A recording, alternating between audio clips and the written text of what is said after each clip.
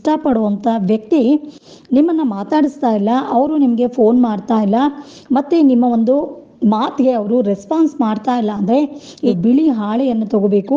ಬಿಳಿ ಹಾಳೆಯನ್ನು ತಗೊಂಡು ಯಾರು ನಿಮ್ಮ ಜೊತೆ ಮಾತಾಡ್ತಾ ಇರಲ್ಲ ಅವರ ಹೆಸರನ್ನು ಈ ಬಿಳಿ ಹಾಳೆ ಮೇಲೆ 7 ಬಾರಿ ಬರ್ಕೋಬೇಕು. 7 ಬಾರಿ ಬರ್ಕೊಂಡು ಈ ಒಂದು ಹಾಳೆಯನ್ನು ನಿಮ್ಮ ಒಂದು ಕೈಲಿ ಇಟ್ಕೊಂಡು ನಾವು ತಿಳಿಸುವಂಥ ಒಂದು ಮಂತ್ರವನ್ನು ನಿಮ್ಮಿಂದ ಯಾರು ದೂರ ಆಗಿದ್ದಾರೆ, ಯಾರು ಮಾತಾಡ್ತಾ ಇಲ್ಲ ಅವರ ಹೆಸರನ್ನು ಫಸ್ಟ್ ಹೇಳ್ಕೋಬೇಕು. ಹೇಳಿಬಿಟ್ಟು ತದನಂತರ ಈ ಮಂತ್ರವನ್ನು ಹೇಳ್ಕೋಬೇಕು. ಈ ರೀತಿಯಾಗಿ 7 ಬಾರಿ ಮಾಡಬೇಕಾಗತ್ತೆ.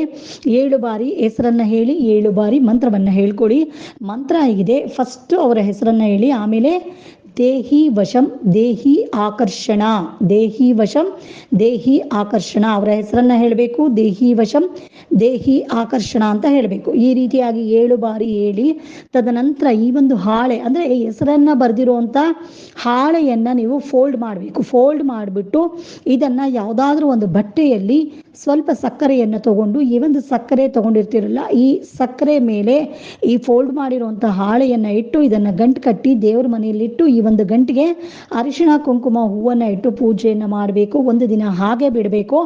ಶುಕ್ರವಾರದ ದಿನ ಈ ತಂತ್ರವನ್ನು ಮಾಡಬೇಕು. ಈ ಒಂದು ಚೀಟಿಯನ್ನು ಹರಿದುಬಿಟ್ಟು ಯಾವುದಾದ್ರೂ ಹಸಿರು ಗಿಡದ ಬುಡಕ್ಕೆ ಹಾಕಿ ಈ ಸಕ್ಕರೆ ಇರುತ್ತಲ್ಲ ಈ ಒಂದು ಸಕ್ಕರೆಯನ್ನು ಇರುವೆ ಗೂಡಿಗೆ ಹಾಕಬೇಕು.